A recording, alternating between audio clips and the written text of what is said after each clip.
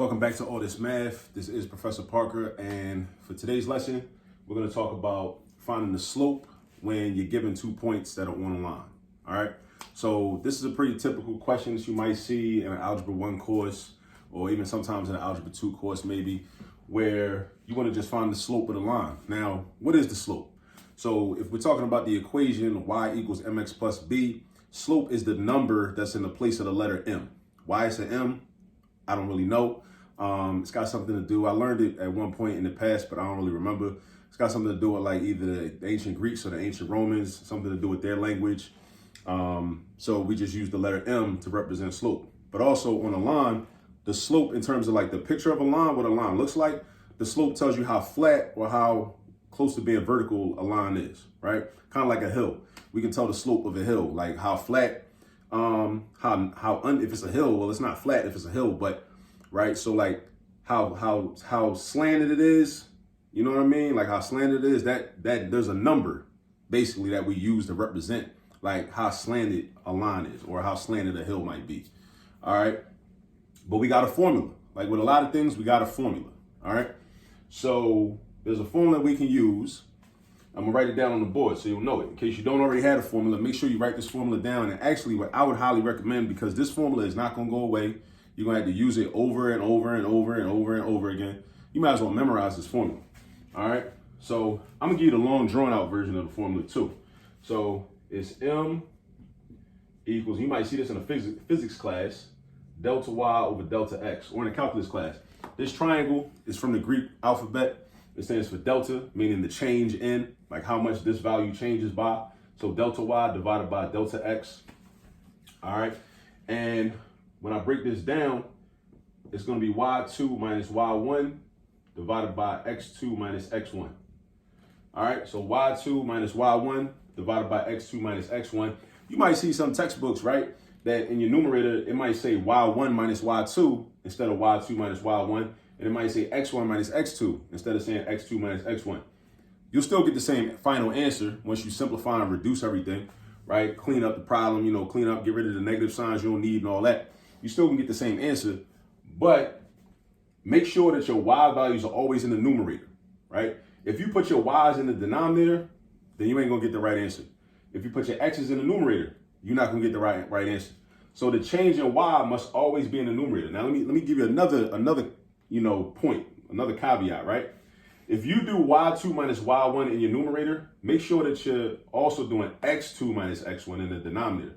Don't put X1 first, right? So you see how my first term is a Y2 and my first term is an X2? Make sure it's lined up like that. If this was a Y1 right here, then we would get the wrong answer, right? Because we got to be consistent with how we do our subtraction. Now I said you could have Y1 minus Y2 instead of Y2 minus Y1. But if you do that, you got to be consistent in your denominator. So you got to also have X1 minus X2. I just want to put that out there because that's one of those like minor details a lot of people don't bring up. They don't talk about that, right? And then somebody get an answer wrong and then they be mad because they didn't realize all the details of when you switch things up, basically. If you don't follow this exact formula and you switch it up, it's a certain way to go about it, So what you also should be wondering is, well, what is Y2 and what is Y1? And what is X2 and what is X1? That's a good question. So see right here, we got, these are the coordinates of 1 point. These are the coordinates of another point. All right, so 1 point is at 4, -1. So that's my X value, that's my Y value. This other point is at -6, -2. That's my X value, that's my Y value, right? So, and we're trying to find the slope of the line connecting these 2 points, right? So this is a point on that line. This is a point on that line, right? So remember these coordinates, the first number is always X, the second number is always Y. Just think alphabetical order. The first number is X, second number is Y. X comes before Y in the alphabet. So the first number comes before the second number. So X comes before Y. So this 4 is going to be an X. This -1 is going to be a Y. This -6 is going to be an X. This -2 is going to be a Y. All right. Now, in terms of the subscripts, the 2's and the 1's, if this is my first point, then it should make sense that this will be X1 and this will be Y1. And this is my second point. So it makes sense that this is going to be X2 and this is going to be Y2. So I'll write that in. So I got X1 and Y1. And then I got X2 and Y2, right? So now everything is labeled. So now it's time to just plug the numbers in. So we just put the numbers in, right? So my y2 was -2. Then I put my minus sign.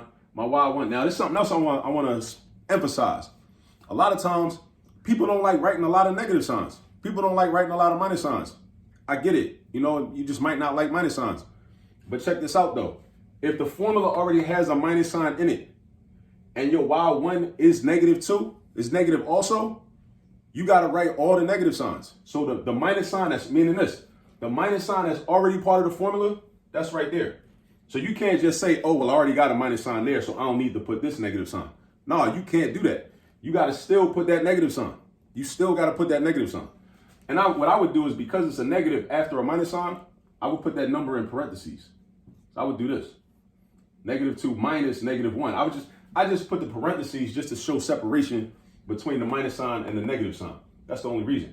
But again, be careful, because some people, they think, oh, well, I already got a minus sign right there from the formula, so I don't need to write this negative sign right here. Yes, you do. You do need to write every negative sign that's included, or should be included. And then we got x2. x2 is going to be my -6 right here. Then we got a minus sign. And then my x1 is a +4, so I just write 4. So -6 minus 4. And now it's time to do the arithmetic. So what we got to know in order to do this correctly is how to do arithmetic with positive and negative numbers. So what I like to do, something I learned way back in the 6th grade, is picture a number line in my head.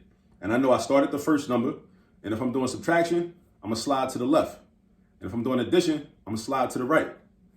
And I'm going to go how many spaces the second number is. All right. Now with this one, I got to clean this up a little bit, because this is what we call a double negative. A double negative. So subtracting a negative is equivalent to doing addition. So this can actually be rewritten as -2 plus 1. And I'm going to still keep this the same way, -6 minus 4. Right? So now, -2 plus 1. So now if I start at -2 on the number line, right? And if I'm adding 1, then it means I'm going one space to the right. One space to the right. So I'm going towards 0. So I'm going to end up at -1. So that's my sum of -2 and 1 is going to be -1. And then right here, -6 minus 4, if I start at -6 and I'm subtracting, that means I'm going 4 spaces to the left.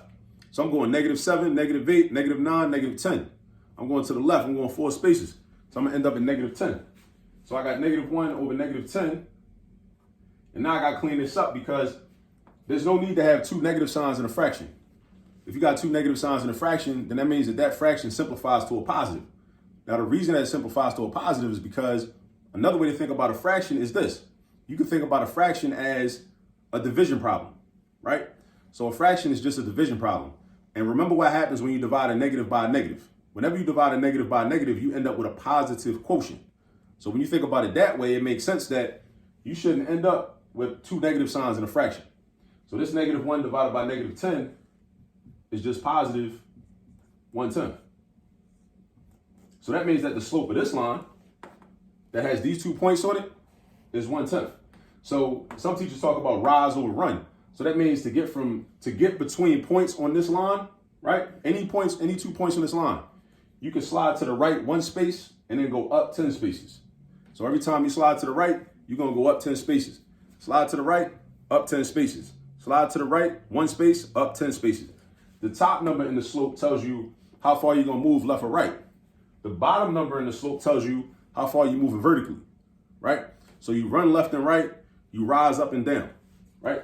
So that's what these numbers tell you. So this is just a piece of information that gives us, this is a number that gives us information about whatever line we have that these 2 points happen to be a part of. All right? And that's about it for that. I showed you how to do it. Here's the formula. Make sure you memorize this formula. Do yourself a favor. Memorize this formula. All right? And then get practice doing problems. You can make up your own points, or you can get some examples from your teacher or your professor, or you can go online and download some worksheets where you can practice this. Just finding the slope when given 2 points. All right? So you go ahead and get some practice, and I'll catch up with y'all in the next video. Peace.